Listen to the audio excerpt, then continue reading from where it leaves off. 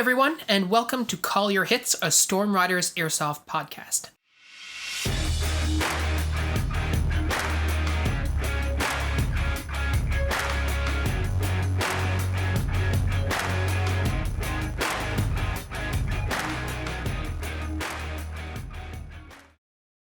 Thanks for joining us, everyone.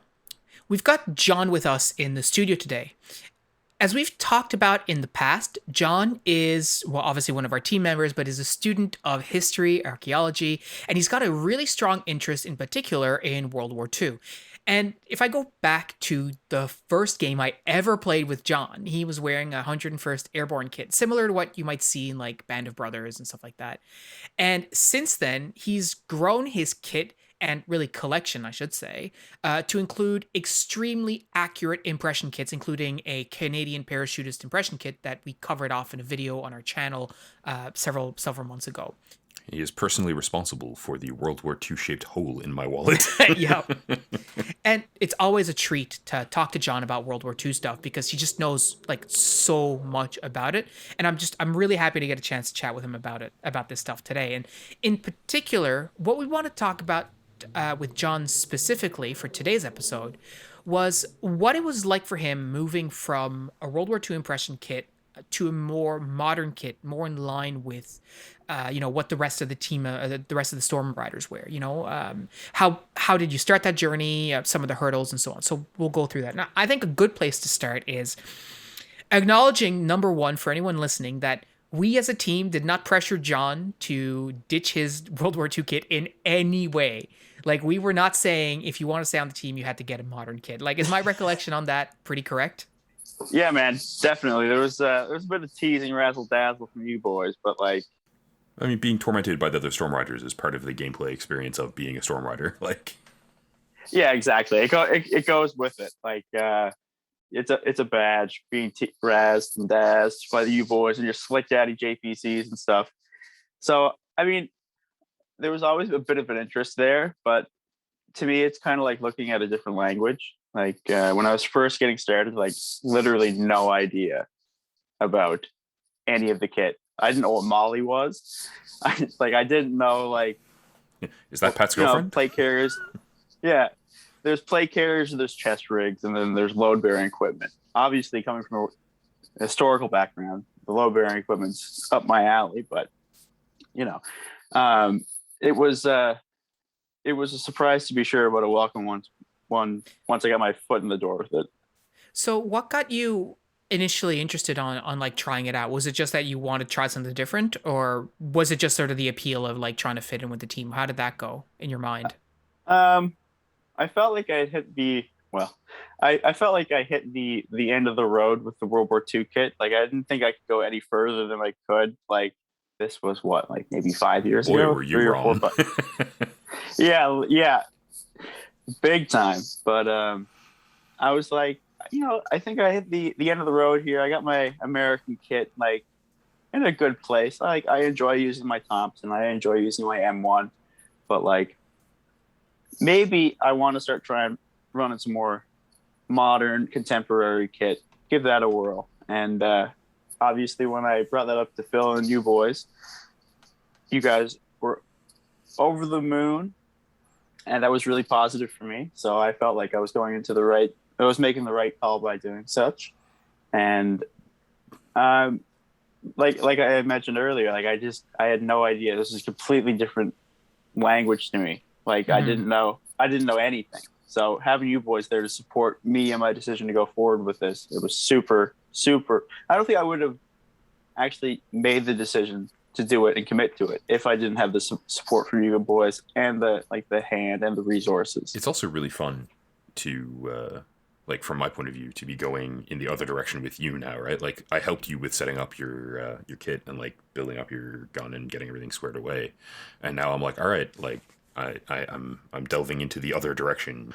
I want to go from more comfortable, more practical gear to, a Garand and the worst mag pouches I've ever used.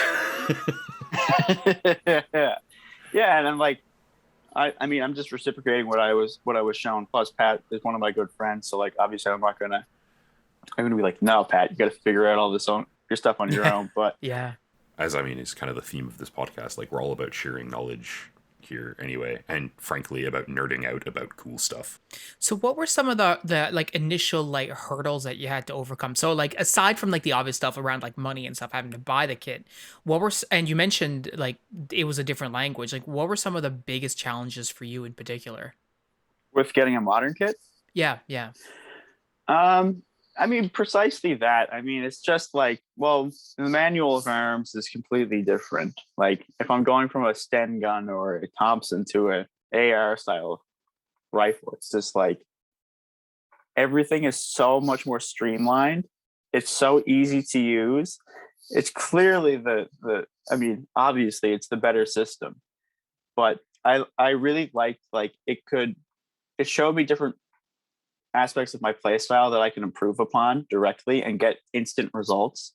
So like reloading, like I I want to see people try to reload a Sten gun from a Sten bandolier in under like 30 seconds. Like Yeah. it's a task and a half. Whereas I can like pushing those times is a good thing on a good day, like especially with all the kit on. But like going from that to, you know, using a chest rig or whatever and just being able to reload in like under 5 seconds, like that's a game changer right there. So I mean, it slowly like the thing I found was I was willing and really interested in learning how to progress with the kit as in terms of like a personal player, and as well communicating the skills that I have with the team all kind of benefit like that idea of sort of just like growing and like being embraced by like a good community. Right. I want to go back to something you said just a little bit earlier. You talked about the manual of arms. And so I guess when you're building a World War II kit, I guess that's your template that you're using to build whatever, especially if you're trying to do an impression kit. That's what you're using to build your kit. Is that right? Yeah. So like with my Canadian airborne impression, the the the order of operation for assembling the kit is the same across the board. So your number 4 bayonets on your left side, and or your left or right side, and whatever the manual says is where the item goes. Your water bottle dangles on the left side. Your entrenching tool goes on the back side. Your haversack is containing these specific components. You have 2 bandoliers. You have a frag grenade. You might have a gammon bomb and stuff like this. So I mean, there's literally a book. yeah, I mean it's the field manual for the Pattern 37 equipment, but like there's a lot of hurdles with it. Like if you're running like a Sten gun, it's not that bad because I mean you have kit that's allocated to certain aspects, even though I don't use it. So like my left basic pouch of 37 equipment has 2 brain gun mags.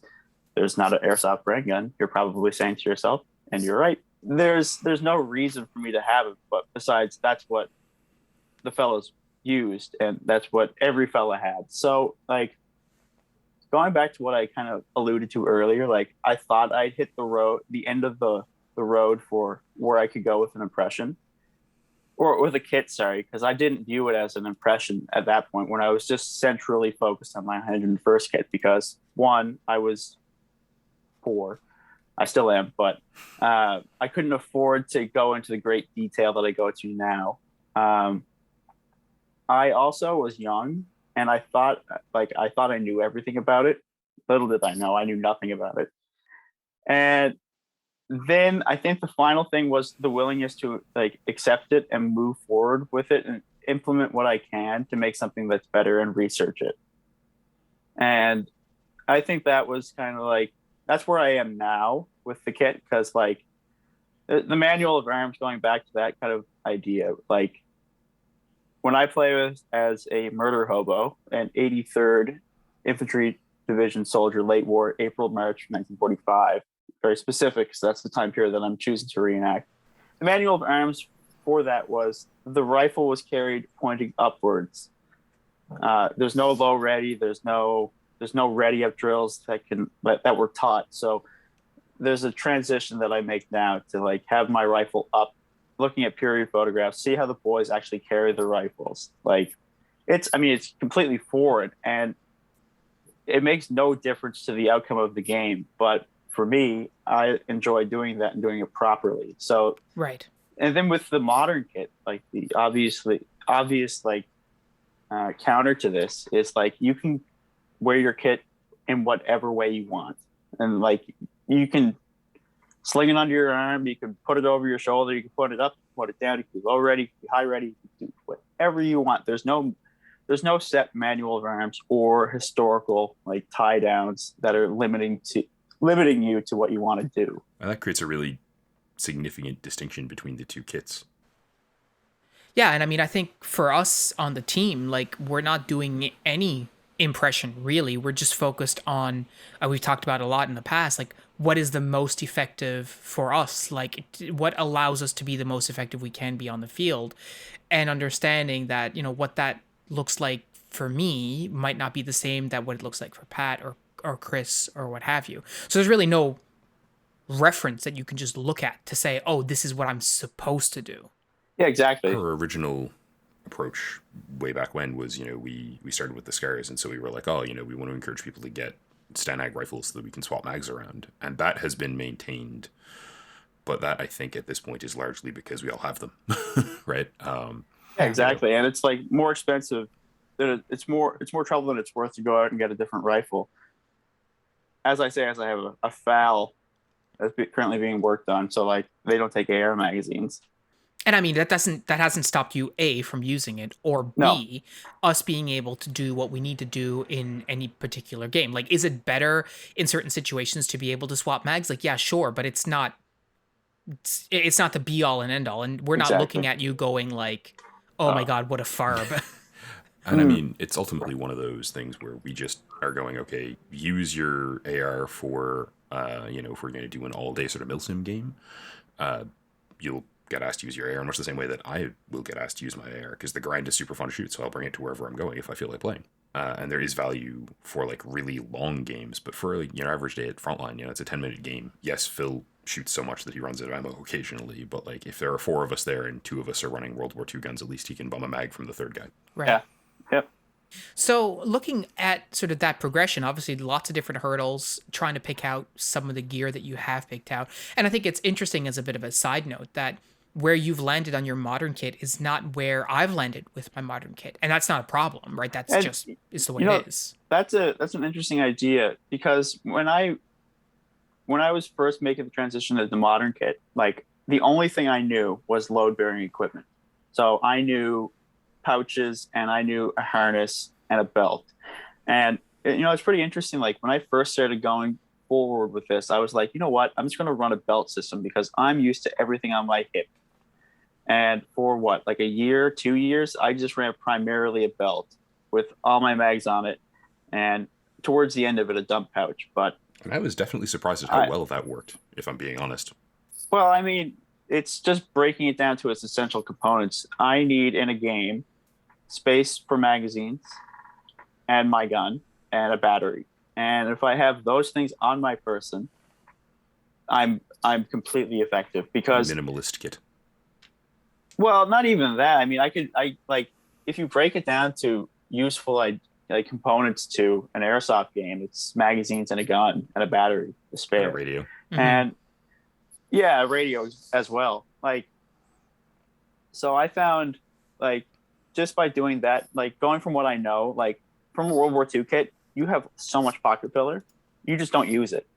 So I'm going from extreme 65 pounds of additional gear plus wool plus just distress and discomfort to going to a streamlined, super comfortable, super quick, super slick, something that is doing the exact same thing as well as allowing me to be more effective as not only a team member, but just as an individual player.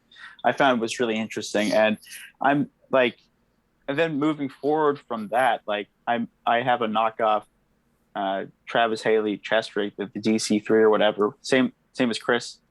And I had tried using a plate carrier for a few games, and like just the the notion of how I like to run my rifle, like going from World War II, like that's how I started, and that's how I started learning how to hold a rifle and stuff. The web equipment that I was wearing was just like a thin piece of webbing, like or canvas or whatever.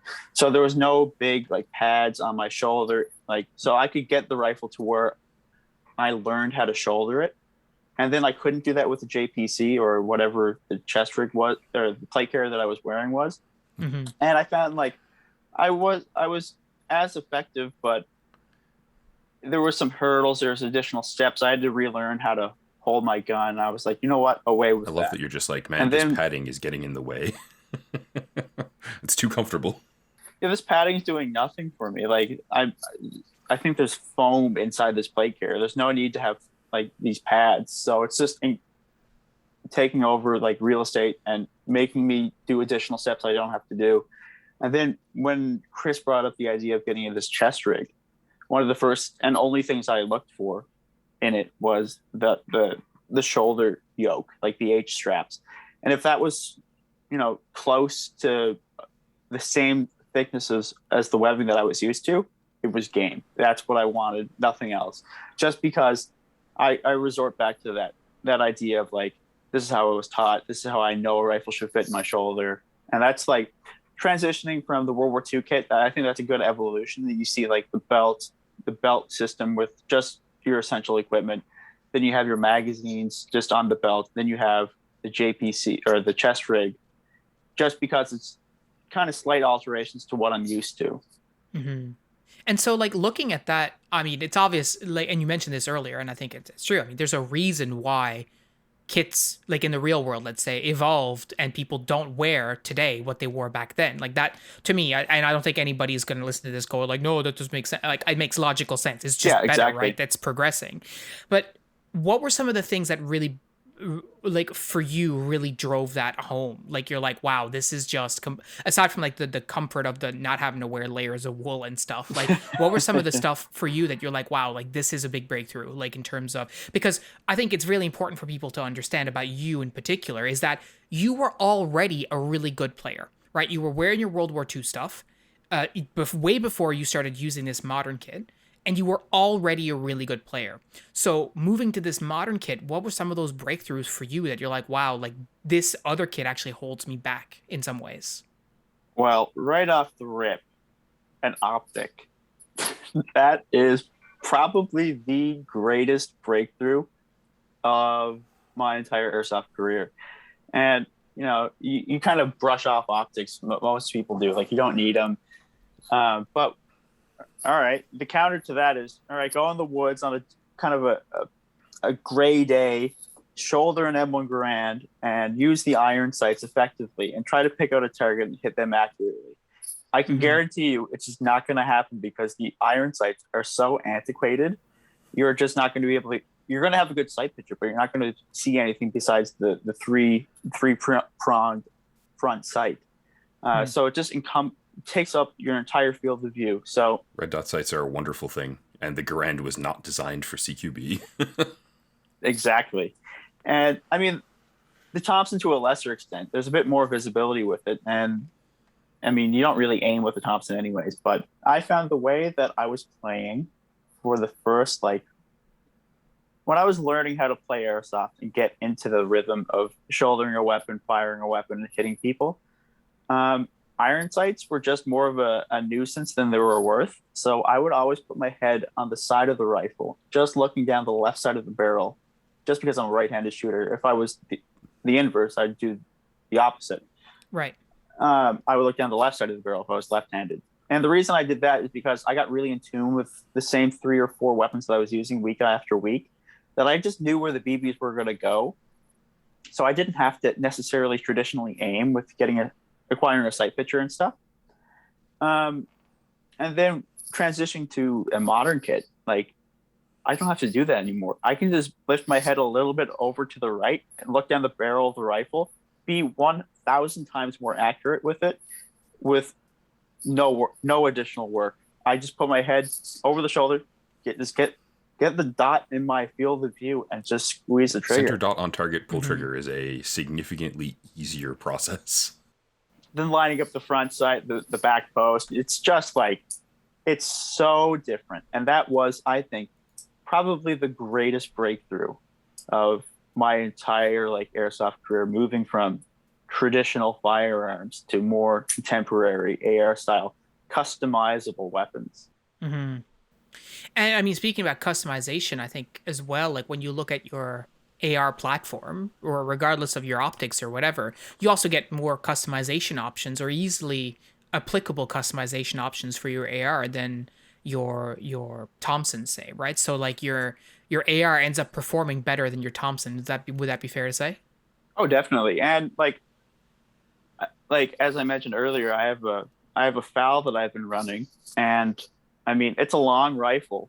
There's no question about that, but it's a more contemporary rifle than say an M1 Garand or a Thompson or something like that, Hmm. obviously. So even from like the jump in like 30 years or whatever, like this model set in, like this model of FAL, to a more 2010, 2000, like any period in the 2010s, like this AR is kind of like modeled somewhat after. You Hmm. have like the ability to collapse the stock. Like I don't have that on the FAL. I don't have that on the M1. I don't have that on the Thompson. It's Den gun. Hmm. Um, Turns out ergonomics are also helpful. Yeah. yeah, exactly. And like I had been running my AR for so long that I felt like I was boxed in, that I couldn't really like. All right, I have my stock in a really comfortable spot, but it's a bit long. I'm not going to collapse the stock because I, I I don't know why I didn't, but I would never. But transitioning from the so I went from the AR to the FAL and then back to the AR, and I Hmm. found that the ability to collapse in stock was so important, especially with using something a bit longer than like my FAL. That like my AR is pretty compact. It's Phil's old rifle, Mark 18, and just the ability to collapse the stock and just be a bit more tight to I use tight just as a notion of just being in the pocket with it, like Yeah. getting dialed in.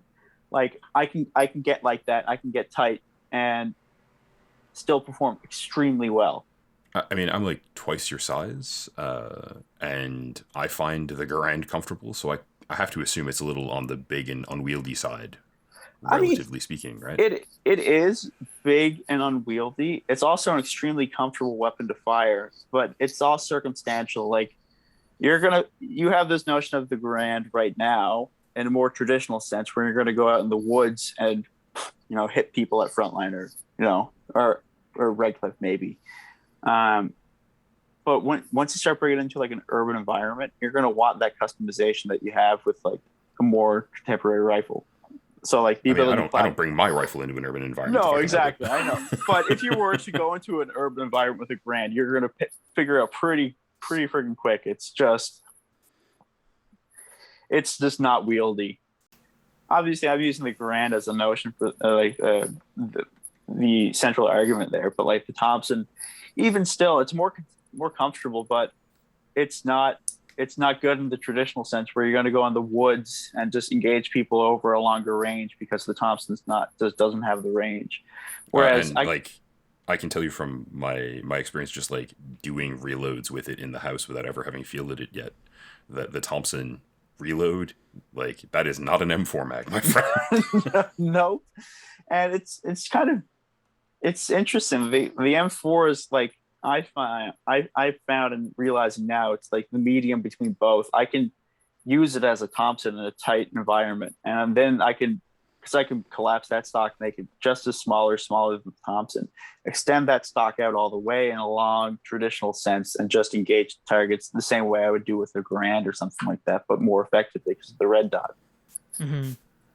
And it's interesting to me too when we talk about sort of how you're using these different platforms. Like I think when I see old school videos and stuff of people shooting like the real Garand or the real Tommy guns or whatever, it's not at all the same way that we would employ them today, simply because we have an extra 70 years of gunfighting experience that has tailored how we actually approach weapon manipulation and all this kind of stuff.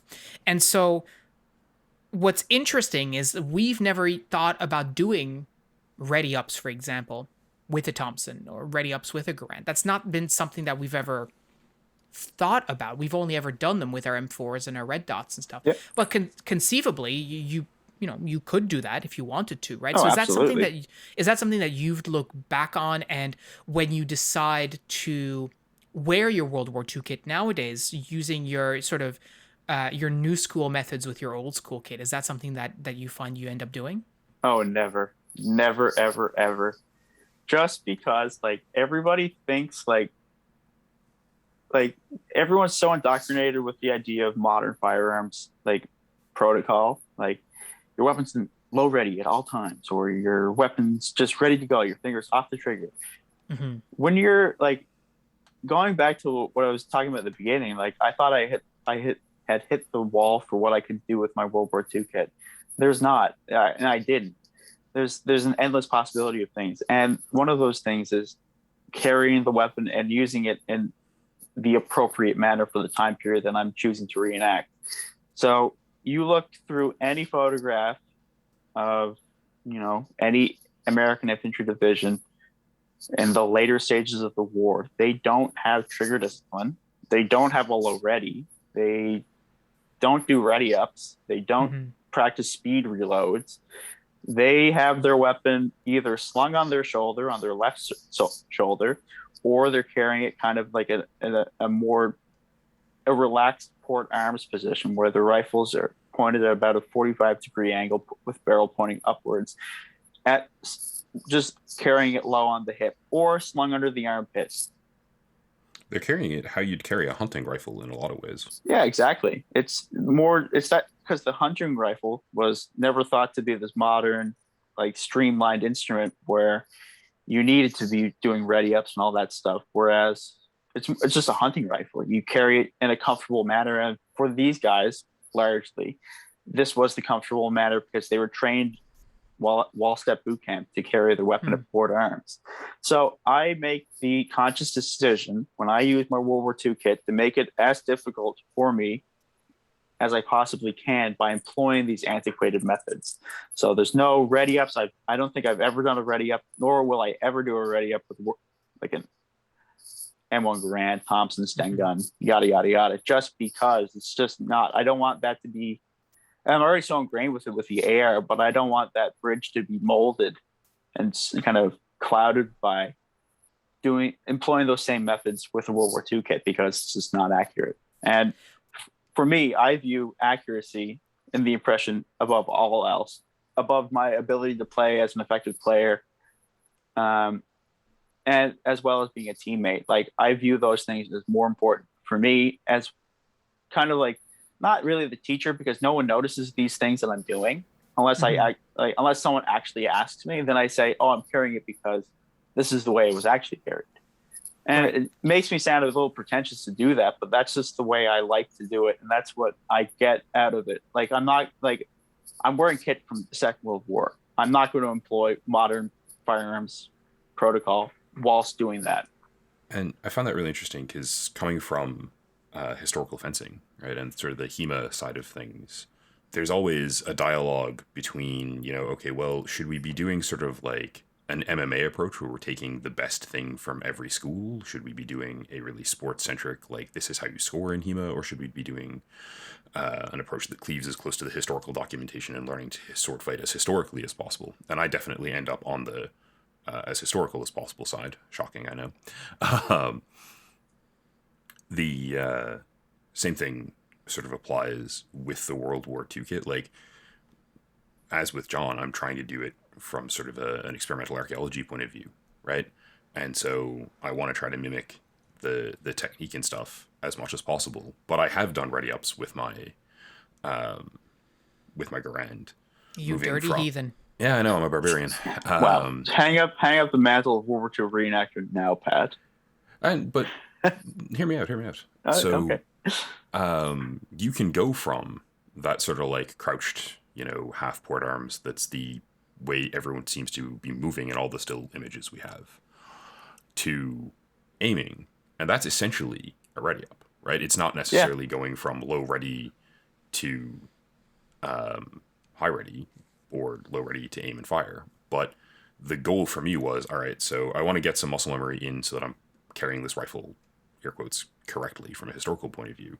But unlike you, this is the first time in my airsoft career where I've actually used an iron sight, right? The first Yeah. airsoft gun I ever bought, I immediately purchased a red dot. I think it came with one, actually, or I ordered one like the same day. And so going to the iron sights on the grind for me is like, yeah, this, I require practice, right? And so I'm going to do, I guess, if you wanted to look at it in a World War II way, you could call it sort of more rifle drill. But Yeah. getting from the carry position to putting rounds on target is a thing that I'm practicing because, I mean, I want to be effective with the rifle. Yeah. And, I don't think there's anything wrong with that. I mean, No. But this raises an interesting point, though, is that, John, when you're going from what you know in the modern gunfighting space back to World War II, that must bring the differences into even greater relief, right? Oh yeah. Like I know that I'm just slow and clunky when I'm using an American kit as opposed to a modern, quote unquote, like American style LARP impression. Mm-hmm. Like I know that I'm not doing myself any favors by acting this way. And I know the shortcomings that go with the uniform and stuff like that. But I think by challenging yourself by boxing yourself in like that, you're challenging yourself, and ultimately you're making yourself a better player, a more dynamic player, I think, because you can react while keeping that subconsciously that you're working within this framework and still react effectively, or at least I try to. Mm-hmm. And then when it comes time for me to use my modern kit, like I have no, it's like your running example where you train in like hot weather for the cold weather. Right. It's kind of the same thing. So when you train in the worst possible conditions, and then when the weather is favorable, you can perform better. Right. That's a good example, and I think I can totally see that. I mean, I remember wearing your World War One, or your World War Two kit once, and I remember just being like, well, I'm not doing anything today. Like, this is just going to be an absolute gong show in Yeah. terms of my performance, and it was. But in a more accurate way, it was just really fun because I knew that I wasn't going to do well, so I didn't care about how I performed, and I just had fun with it, which is great. Yep. And I wore double buckle boots, and nobody will ever let me live it down. But that's beside the point. But I can totally see where you're coming from, and it did in some way make me appreciate the modern kit even more in terms of like, wow, I'm glad I don't have to reload mags from this weird bandolier that's dangling off my person. Yeah. Or wow, I'm glad I have a red dot sight. I have a red dot sight that I can use to aim more accurately. And I think one of the things that you've come to recognize most recently now is I'm really glad I have a sling, right? Yeah. I finally got on the sling train, and though I didn't buy the same thing that you boys run, I bought the naked version of the Slingster, so there's no pad because I mean it's an airsoft. It's not a real steel firearm, so like I can get by with it. Yeah. And at the time I bought my padded one, I was using a Mark 46, and trust me, it weighs enough. Yeah. Yeah. But with what I'm doing, like it's totally fine. But yeah, it's working in like I played a private game with some of my friends the other day, and I found that I was really tight with my performance. I had done some practice drills and getting comfortable with the sling at home, and it definitely paid off. Like I obviously being a student of the Storm Riders and someone that teaches our principles to people, I going to a sling was kind of an easy transition because I knew what to look for, and I also had the guidance from you boys. Mm-hmm. So I was even more dialed in with the sling on because I was focusing way more on the fundamental skills of a modern gunfighter. In that sense, being able to transition, like a new manual of arms to my operations here. Like if I wanted to bump shoulders, like I have to make sure my strap or my sling has slack so I can take that corner on my op side without choking myself out.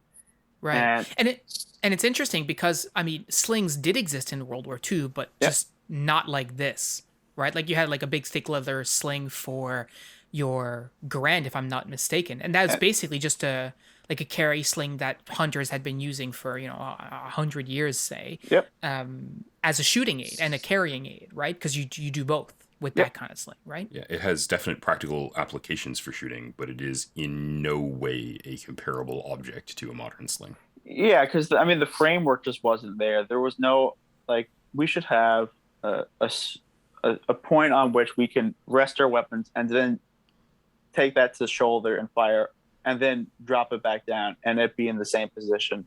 There was none of that, because the gunfights that people were getting in were over longer distances. They were over multiple days. I mean, you still see these same characteristics come up in modern gunfighting engagements.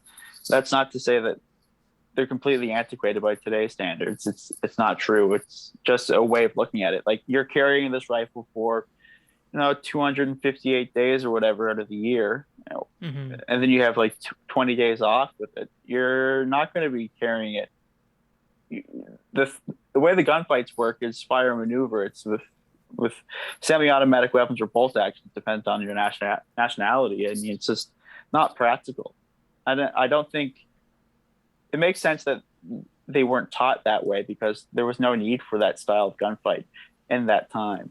Whereas Right. you start seeing it, like innovations in the 70s coming out of Vietnam, that you see like, well, these are really quick, deadly, violent engagements where we need to be able to get our rifles up immediately. Because I mean, at that time, the slings were the same principle. They were still viewed in that antiquated way, where the M16A1 had 2 points of contact for a sling, and it was either slung over the shoulder or it was in the hands of the rifleman.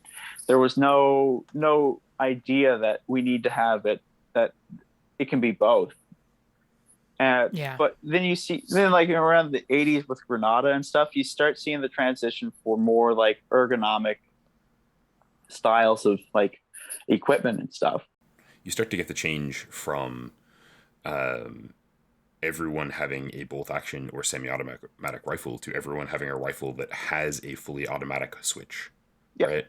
And that changes the nature of combat engagements. Yeah, you learn you learn how to fight the war based off the experience of the last war. And I mean, I don't think there's a more truer saying when it comes to evolution and small unit tactics, and on a more microscopic scale, the individual rifleman.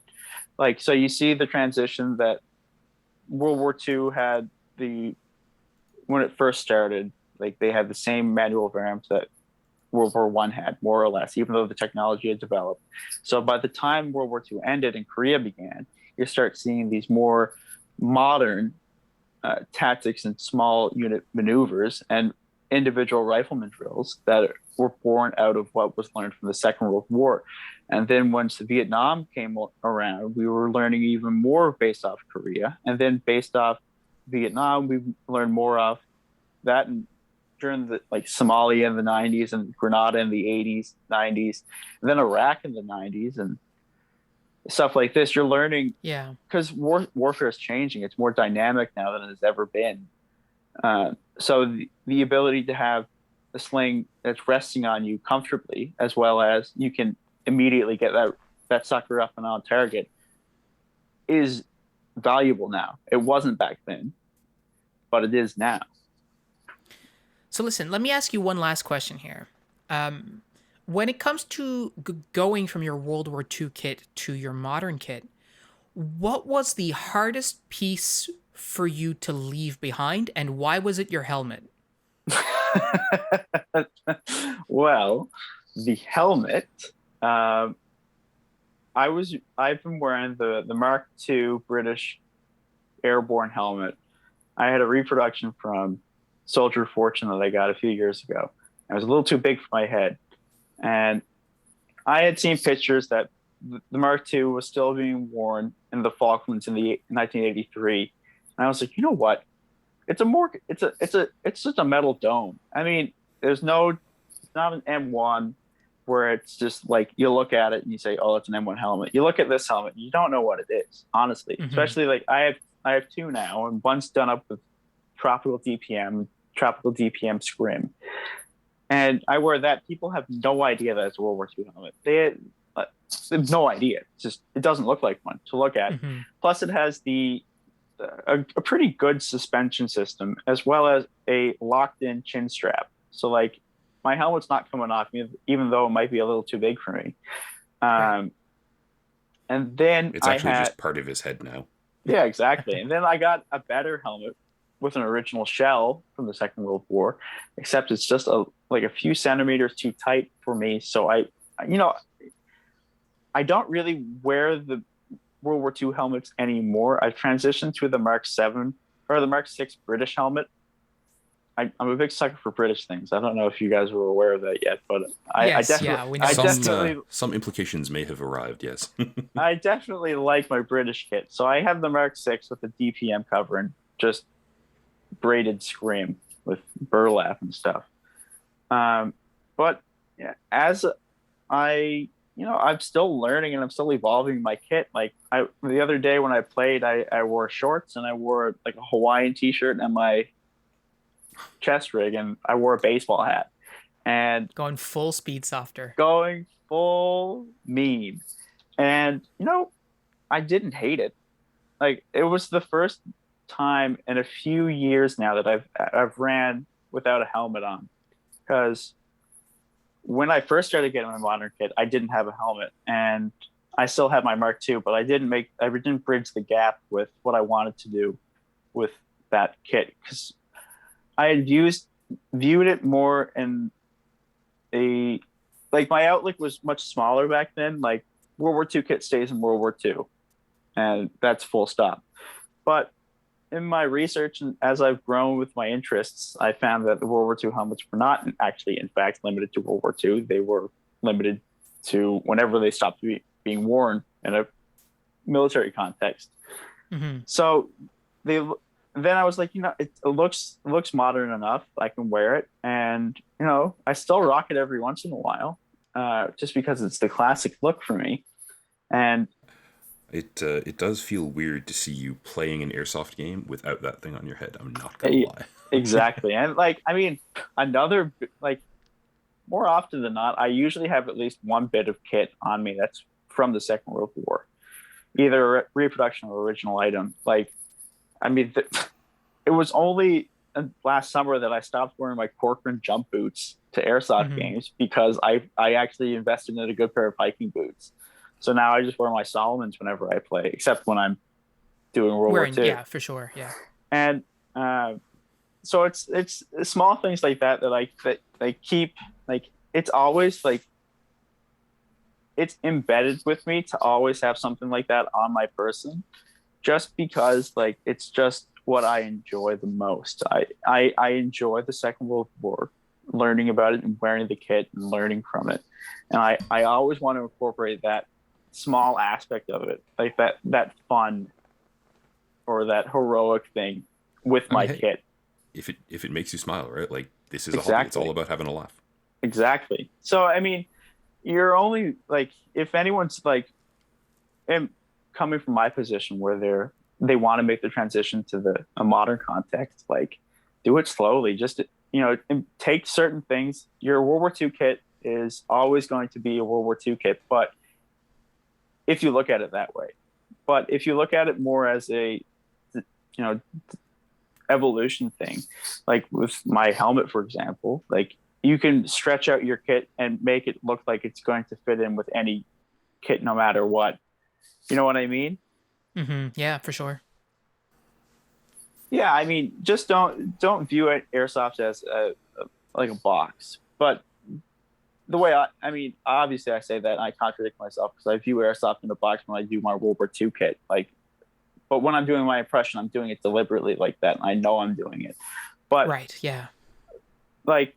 Yeah, it's a complicated thing to kind of explain. I've never really had to explain it before, but I hope I did the job there. Hope you No, guys it's really understand. it's really interesting to have that perspective because I think not it's not very frequently that you have the opportunity to look at someone who's gone from having one kit to basically overnight really changing their kit completely to something that is completely foreign. Like you might go from your modern kit for an AK to your modern kit for an M4 or whatever, but fundamentally it's similar, right? Yeah, But going from World War II to 2010, 2020, like that's a very stark difference. So I'm glad that we had this conversation. I think there's a lot of good insight to be gained, and I think it if you're listening to this, and you're curious about World War II, like I would also suggest that there's a lot of benefit in putting on that kit and exploring that kit a little bit for a game and yeah. seeing what that's like and being able to sort of,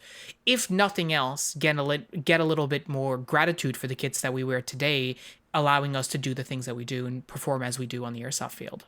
But like, just one little thing I want to point there, like you're looking at my case as the only case, so it's a case in isolation here. Like, obviously, I'm not every reenactor, and not every reenactor is me. No, of course And not. the way I view airsoft whilst reenacting is completely different how other people do it. Like, I want to get the experience. Other people don't. Other people do the ready ups. Like, there's no harm to that. I mean, do whatever you ultimately do whatever you want, what you enjoy doing. It's just I get the greatest enjoyment from putting these hurdles up for myself and then going through them. Making myself have to port arms my rifle whenever I'm not engaging someone or whatever. Like, I'm not doing a reload in like sub 5 seconds or whatever. I'm doing a reload in maybe sub 45 seconds now, like with my Yeah. M1, for example. So it's just like, you do what you want with the kit. There's no one there to judge you, except yourself. Ultimately, the conclusion that you should be coming to here is that John is an absolute madman, and it's awesome. Yeah, Yes. exactly right. You total mad lad. Well, John, thanks so much for stopping by. I think it's great to have these kinds of conversations with you. Guys, if you like what you heard today, make sure you subscribe, like, leave a comment, let us know what your thoughts are. And if you're looking to carry on the conversation with us, as always, make sure to check out our Discord. The link is in the description. It's a great place to have conversations about, airsoft, games, guns, gear, whatever you like. Even get some gun taking advice every now and then. So until next time, thanks so much for joining us, and we'll talk to you next week. Have a good week, everyone, and thanks, John. Yeah. Thank you, boys, for having me on. And I'll see you this weekend, boys, for on the Yeah. field. Faux show. See you soon.